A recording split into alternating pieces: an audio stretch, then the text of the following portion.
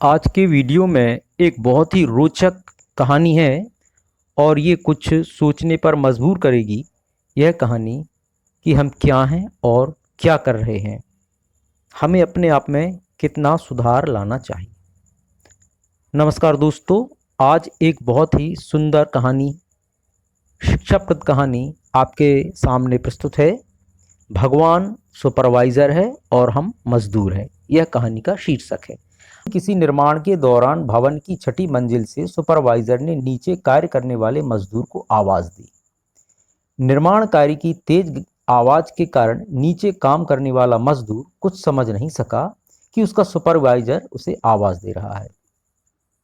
फिर सुपरवाइजर ने उसका ध्यान आकर्षित करने के लिए एक 10 रुपए का नोट नीचे फेंका, जो ठीक मजदूर के सामने जाकर गिरा।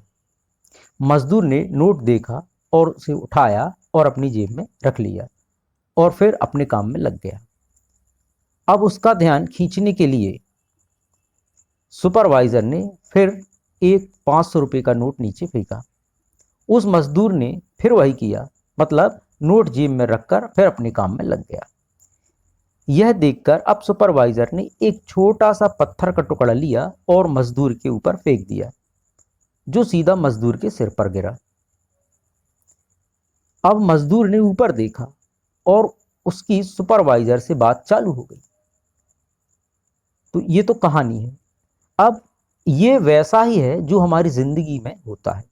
भगवान हमसे संपर्क करना चाहता है, भगवान हमसे मिलना चाहता है, लेकिन हम दुनियादारी के कामों में व्यस्त रहते हैं और भगवान को कभी याद नहीं करते।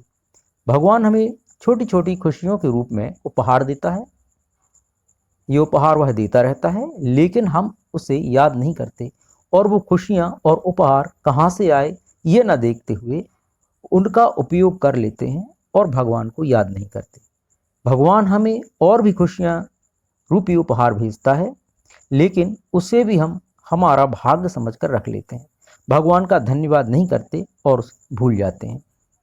तब भगवान हम पर एक छोटा सा पत्थर फेंक, जिसे हम कठिनाई कहते हैं, और तुरंत उसके निराकरण के लिए भगवान की ओर देखते हैं, याद करते हैं। यदि हम हमारी छोटी से छोटी खुशी भी भगवान के साथ उसका धन्यवाद देते हुए बांटें, तो हमें भगवान के द्वारा फेंके हुए पत्थर का इंतजार ही नहीं करना पड़ेगा।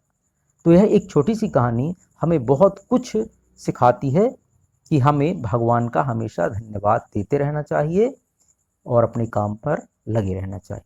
आज के लिए बस इतना ही। नमस्कार, धन्यवाद।